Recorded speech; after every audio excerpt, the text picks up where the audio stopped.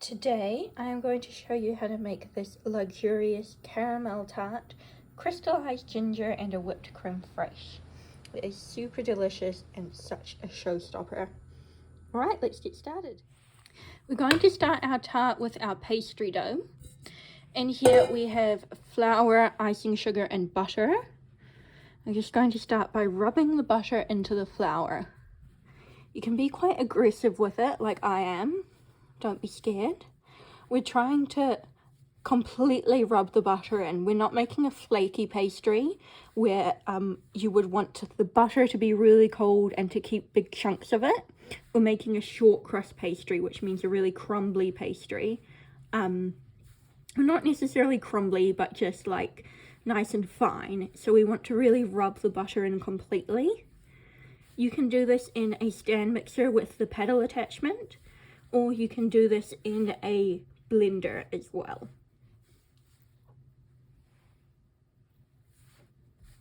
So just mix it in till it's nice and fine.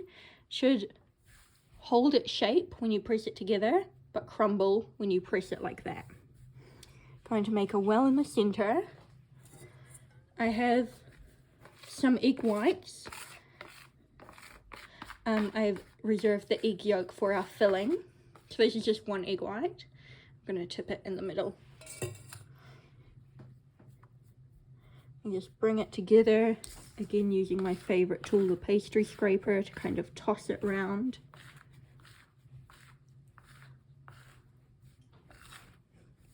And just gently mix .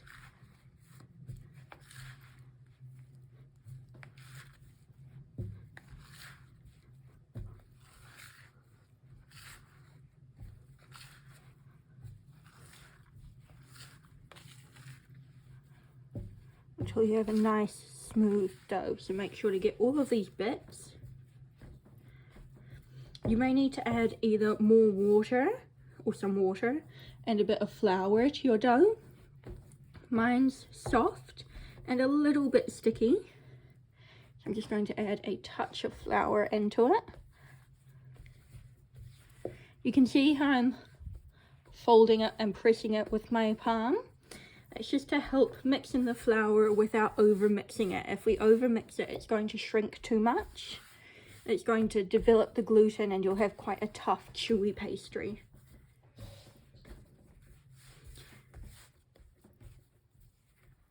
So it should feel soft, but kind of just dry to the touch. Going to add a touch more flour. If you make it too dry, it will be very crumbly and hard to roll out. If you make it too wet, it will shrink too much in the oven as too much liquid will evaporate. But I think that's good. It's soft, but not sticky. So I'm going to wrap this up and put it in the fridge for at least an hour or overnight. It is time for our tart filling. This recipe has a lot going on, so I definitely recommend you just give this a watch before you try it. Got a few things ready. I have my sugar and water, my sweet wine, my egg yolks, my cream, my brown sugar, 2 whisks and a spatula. What I'm going to do is start making my wet caramel. So I'm going to have this on a medium heat with spatula. Just give it a stir. Quick stir just to make sure it's all combined, and then leave it to the side, or leave the spatula to the side. Leave this going. We want to cook it till it's a light amber caramel. While we wait for that, I'm going to whisk our egg yolks with our brown sugar. Just going to tip them in. Give it a good whisk.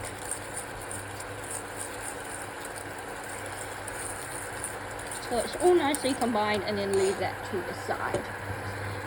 We've done in these baking boxes, I know some of you have done quite a few of them. Some of you will have just been doing this one, which is absolutely fine.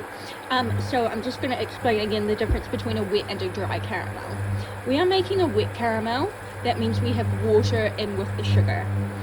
The reason we do a wet caramel in this scenario is we have a bit more control over the colour so it's easier to get it to that light amber that we want. With a dry caramel, you kind of go straight to that dark, deep caramel color, which is great for some things, but for other things like this, we want just a bit more control.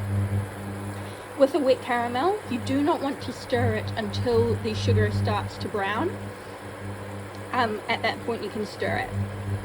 What happens is between about 110 and 120 degrees is kind of prime crystallization territory. What we want to do by putting this over a high heat is just skip over those temperatures really quick. What will happen when your sugar crystallizes is it will go all sandy looking, and the easiest thing to do is just get rid of it and start again.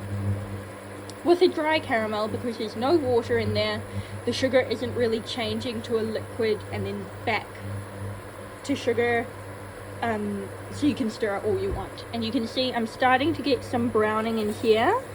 I'm just going to give it a little stir. Make sure the spatula you use is a silicone spatula or a wooden spoon. If it's just plastic, it may melt in your sugar because it's very hot. At home, if you find your sugar is crystallizing even though you're not stirring it, it's because your heat isn't high enough and it's spending too long in that kind of danger zone temperature. Alright, so I have a nice light amber caramel. I'm going to keep the heat on. Add in my sweet wine. And you saw that kind of spluttered up a lot, so just be careful. Sorry, I didn't really get to show you the caramel color, but you're aiming for that. And then you're going to add the cream in one. Turn the heat down. Oops, I just turned it off. And just cook this until this caramel bit has dissolved. I said that really weirdly. Dissolved. Just keep it on a low heat. At this point, I'm going to stir. Sorry, I keep turning that off instead of changing the setting. Just going to whisk that constantly until there's no bits of caramel left, which doesn't take very long. There's no big bits. Going to remove this from the heat.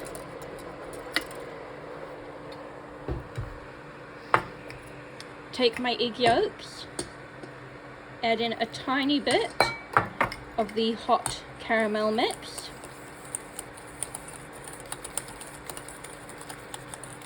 Give it a whisk. Going to add this, then the eggs back into the pot. Oh, sorry, putting the whisk in the camera. Give that a good whisk. I'm now going to pour this through a sieve and let it chill down for at least about an hour or overnight. Alright, see you tomorrow. My pastry has been resting overnight. It's nice and firm.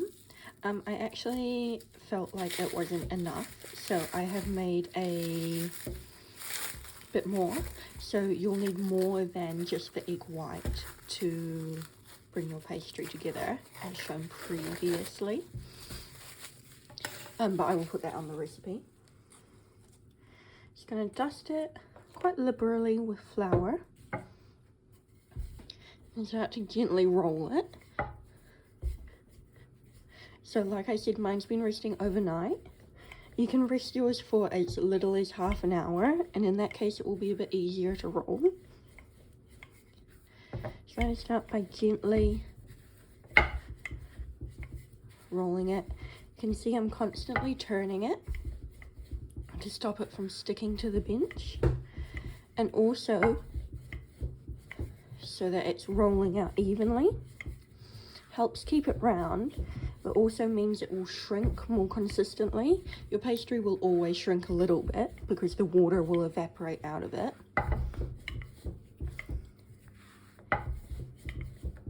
So rolling it all in one direction will help the gluten to stretch evenly.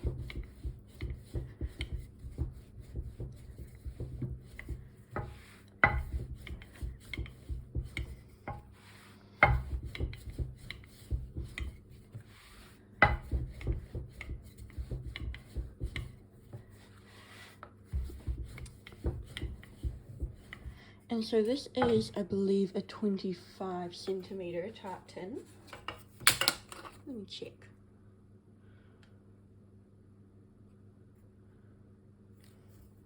I'll tell you on the recipe. So you want your pastry just a bit bigger than that. So I want it a tiny bit bigger. So if your tart tin's a bit bigger than mine, you might want to make a little bit more pastry again. And if it's a bit smaller, you just want to roll it bigger than what you need so it's not too thin. So that's about perfect. And my pastry, I would say, keep a ruler handy now so I can tell you accurately. It's about 3 millimeters thick. What you're going to do now is, I'm just going to flip this over. Just like to check it's not too floury on the side that's going to be on the tart, because it can cause it to slip. Sorry, on the ring, mold, tin, that's the word. You're going to take it, your pastry, gently roll it up on the rolling pin and just dangle it. And let it down over. And then immediately push your edges in, because for my tart tin especially, the edges are very sharp and it will start to cut the pastry if you don't bring it in. I haven't got quite center, so I'm just going to scooch it over like that.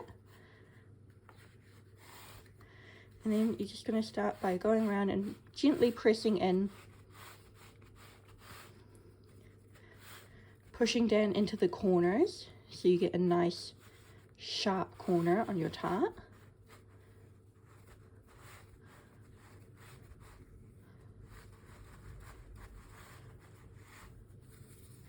You can go with your finger like that and just pushing the excess pastry into those fluted bits.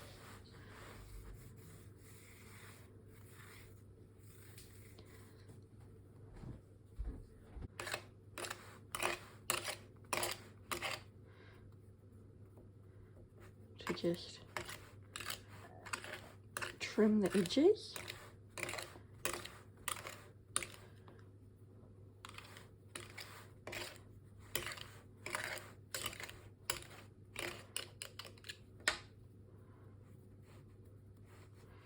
I'm going to press any bits that have slid down. You'll see that it slides down a bit. It's just the nature of the pastry.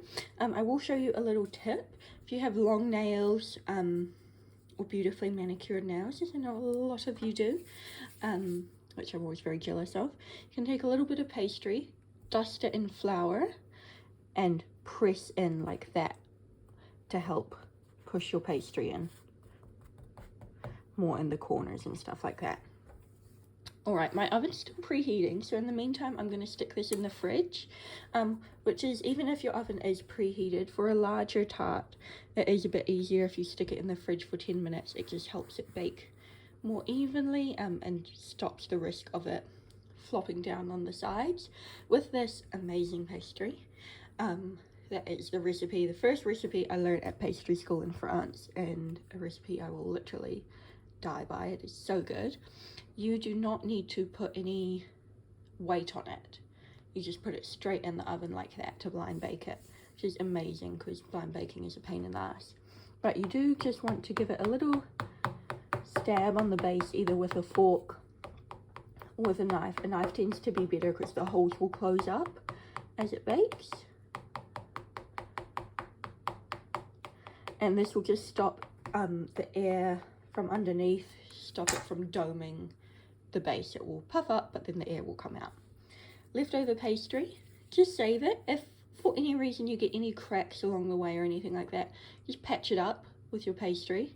And should you get any holes when you're baking it, just take a little bit of raw pastry once it comes out of the oven, and you can just put it in and smudge it on like that. And then that will cover up whatever holes you have. So I will show you what this looks like when it's done. It will take about 15 minutes at 180 degrees. All right, my tart has just come out of the oven. It's a light golden brown. I'll just show you, none of my holes really need to be patched up, but I'll just show you how to if you need to. Just take a little bit of pastry, push it in, just like that. What we're going to do, is just to stop it from going soggy with the baked filling, is brush it with some egg white.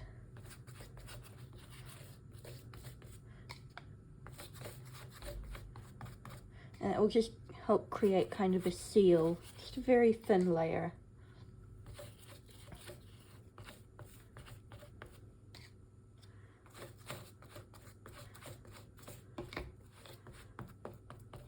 The edges aren't such a big deal, but just really the base. I'm going to put this back in the oven for a few more minutes to get a little bit more golden and just cook that egg white to give it a nice shine and that seal on it. So my tart base is out of the oven now. You can see we might not be able to see, but it's got a nice kind of, you can feel glaze from that egg white. If you want to, this is an optional extra once it's cooled down a bit, which mine has. You can take a microplane and just shave the edges.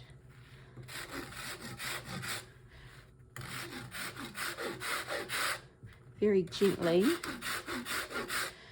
which will just give you a nicer appearance. But this is a very like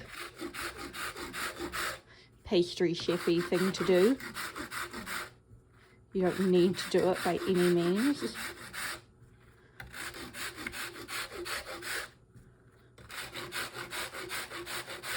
You just want to be very gentle.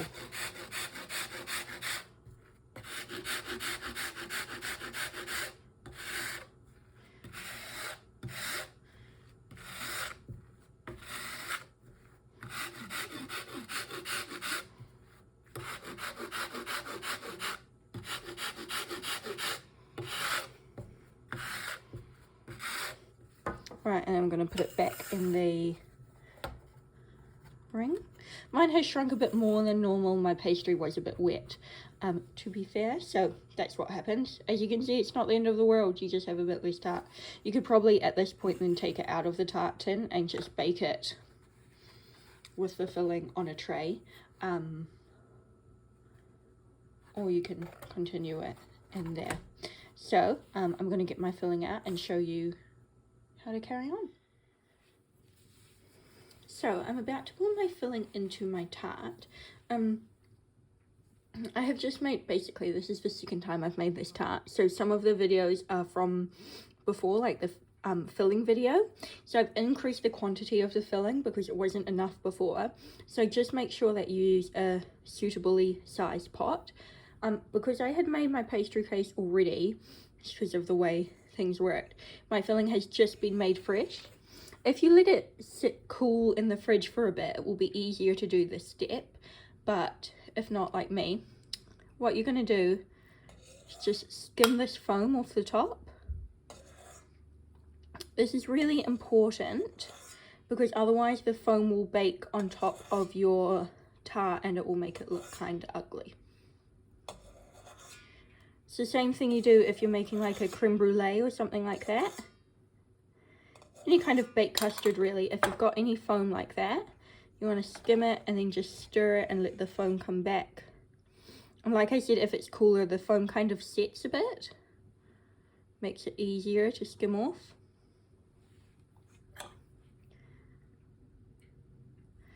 But that will do for now. A light foam like that is fine, it's just those big bubbles. So now I'm going to pour this into my tart shell. Very gently. All the way to the top. And I'm going to carefully take this over to my preheated oven. My oven is at 110 degrees. I highly recommend for something like this you get an oven thermometer. I just have a cheap $12 one from Wilson's. Makes all the difference. My oven is about 10 degrees off on a good day, and can, depending on the setting and the temperature, it can be up to 40 degrees off. So for $12, it's just an analog one that hangs in the oven. If you have one, you can take your blowtorch and just lightly get rid of any bubbles, but if not, I'll show you how to get rid of them when we decorate / tactically hide them. All right, I'm going to very carefully carry this over, and I'll show you what it looks like when it's done. My tart has just come out the oven. It's nicely set, as you can see, mostly from the reflection in the camera. It's just got that just set wobble about it. It took 45 minutes or so in the oven. I like to check it every 15 minutes, and from the last 15 minutes to this, it sets up quite quickly. So do just make sure, if you're not sure, make it even every 10 minutes. If you overcook it, you'll end up with scrambled egg and it will not taste good. So I'll bring it up a bit closer so you can see a bit better that kind of wobble. All right, what I'm going to do, because as I was transferring my tart from the bench to the oven, I spilled some of the custard mixture over the edge. So I'm going to remove it from the tart to now. If you don't spill any custard mixture, 1, good job. 2, you don't need to remove it from the tart to any earlier. You can just leave it to cool. My tart has cooled down now.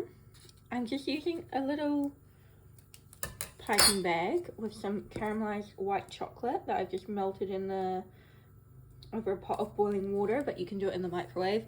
Just using a paper one because I've run out of piping bags, but you guys will get a plastic one that you can use more easily. I'm just gonna go across to some delicate kind of shapes. Kind of looks like a basketball at the moment. That's alright.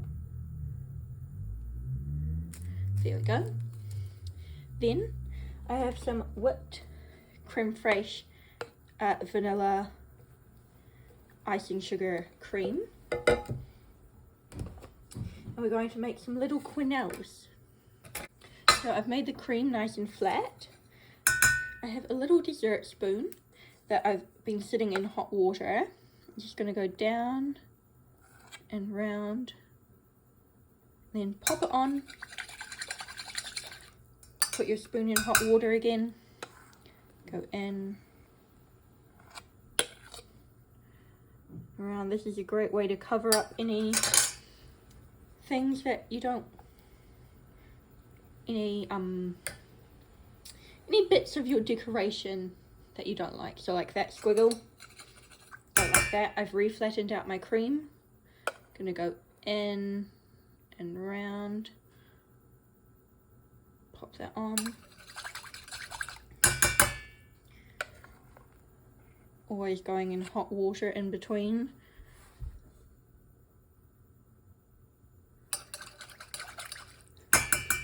Trying to make the quenelles face different shapes, or face different ways. Scraping my cream in between to give you a nice surface to quenelle from.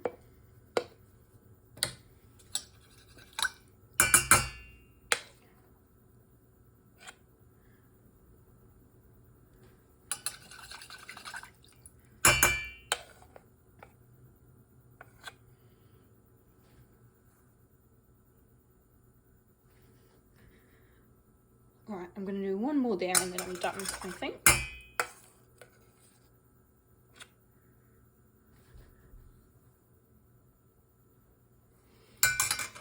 And then I have some pieces of crystallized ginger that I've cut up. I'm just going to, again, any bits you don't like, it's a good way to cover them up. Sometimes some bits on the quenelles can be nice.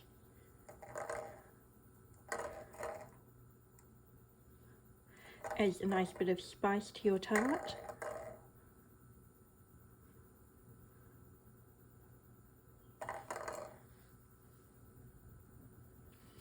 And I think we are done. Going to try to show you how to cut your tart. Mine is not fully set yet, but I need the space to do another video, so we're just going to go for it. So nice big sharp knife. Gonna go clean cut straight down like that, and then wipe the knife in between.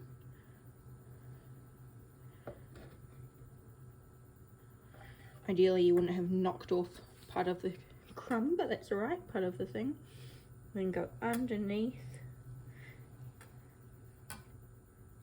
Where are we? Just pull it out.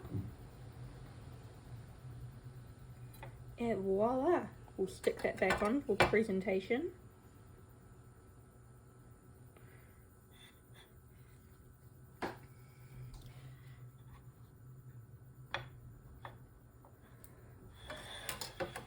And no one will ever know.